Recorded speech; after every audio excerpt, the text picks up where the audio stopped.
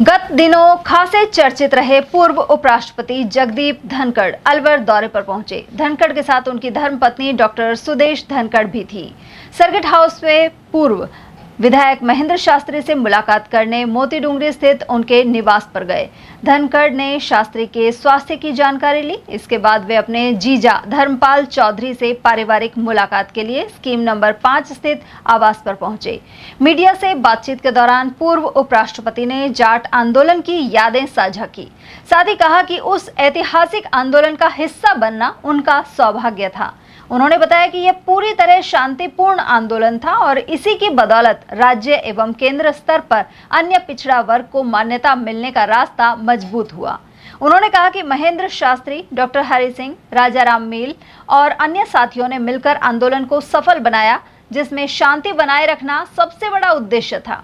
धनखड़ ने विद्याधर नगर की उस विशाल सभा को भी याद किया, जिसमें 8 से 10 लाख लोग शामिल हुए थे। उन्होंने बताया कि उस समय काशीराम को मुख्य अतिथि के रूप में आमंत्रित किया गया था। उधर महेंद्र शास्त्री के बारे में उन्होंने कहा कि इस उम्र और शारीरिक पीड़ा के बावजूद उनकी वाक शक्ति और स्मरण शक्ति आज भी बेहद मजबूत है। मुस्कुराते हुए उन्होंने कहा कि लगता है अलवर की भूमि में कुछ खास है और यहाँ का मावा खाने के बाद वाणी और याददाश्त दोनों ठीक रहती हैं। मेरा अलवर आने का प्रमुख कारण श्रीमान महेंद्र शास्त्री जी के स्वास्थ्य के बारे में जानकारी लेना था। शास्त्री जी अलवर में मुंडावर से विधायक रह चुके हैं और वो 94 वर्ष के हैं। उनकी धर्मपत्नी 90 वर्ष की है।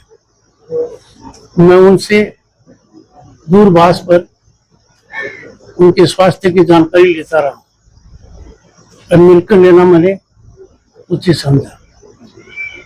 शास्त्री जी से बहुत लंबा परिचय है और जब वो ज्यादा चलने फिरने की हालत में थे, हमारी मुलाकात निरंतरता से होती रही है। 98-99 के आसपास राजस्थान में सामाजिक न्याय को लेकर राजस्थान की प्रमुख किसान जाति जाट और अन्य जातियों ने बड़ा आंदोलन किया था। उस आंदोलन में मेरी भी भागीदारी थी और शास्त्री जी की भी थी। डॉक्टर हरि सिंह और डॉक्टर पिलानिया जी रहे नहीं, उनका योगदान भी अस्मरणीय रहा है। राजा राम मील हमारे बीच में है, वो भी उसी का हिस्सा थे। सामाजिक न्याय को लेकर मैं कह सकता हूं कि पूरे देश में वो सबसे शांति प्रिय और कारगर आंदोलन था। किसी प्रकार की छुटपुट घटना तक कहीं नहीं हुई। जान माल की कोई हानि कभी नहीं हुई और ये हम जिन लोगों ने संचालन किया था, हमको भारी प्रसन्नता है कि सफलता के मापदंड भारत के सामाजिक न्याय की दृष्टि से ये आंदोलन एक अपनी अलग श्रेणी में। इस आंदोलन के स्वरूप राजस्थान की प्रमुख जाति को राज्य और केंद्र दोनों में आरक्षण का लाभ मिला, अन्य पिछड़ा वर्ग। और लाभ ऐसा मिला कि गत 26 वर्षों में जमीनी हकीकत में बदलाव आया है और जो वंचित ग्रुप था उसकी शासन में भागीदारी बढ़ी है। और निश्चित रूप से जब भागीदारी बढ़ती है तो योगदान के भी अवसर बहुत निकलते हैं। इसी पृष्ठभूमि में शास्त्री जी को पुराने दिन याद दिलाने और स्वास्थ्य जानकारी के लिए आया।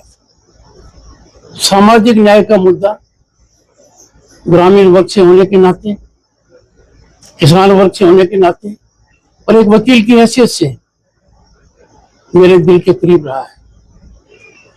तो 1989 में और 1990 में जब मैं मंत्री बना और 89 में सांसद बना, तो वो दौर था जब उस समय की सरकार ने मंडल आयोग की सिफारिश लागू और अन्य पिछड़ा वर्ग का आरक्षण कुछ जातियों को दिया और एक प्रक्रिया बनाई गई कि लाभ कैसे मिलेगा। 13 सितंबर 1990 को जो अधिसूचना जारी की गई मंडल आयोग को लागू करने की, उस समय मैं केंद्रीय मंत्रिपरिषद का सदस्य था और वकालत पेशे की पृष्ठभूमि की वजह से मेरी राय भी उसमें शुमार की गई थी। राजस्थान की दृष्टि में जब आरक्षण मिल गया, पहले केंद्र सरकार ने दिया, उसके तुरंत बाद राज्य सरकार ने भी दे दिया, 2 जिलों को छोड़कर। न्यायालय में चुनौती दी गई, वहां भी मुझे मेरा योग्यता अनुसार योगदान करने का मौका। इसी को ध्यान में रखते हुए और शास्त्री जी का जो योगदान रहा है,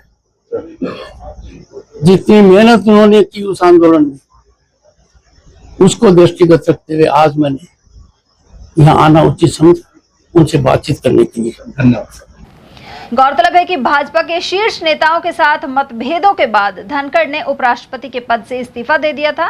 कहा यह भी जाता है कि उन पर इसके लिए दबाव बनाया गया था। हालांकि अपनी मुखरता के लिए प्रसिद्ध धनखड़ इस मसले पर चुप ही रहते हैं।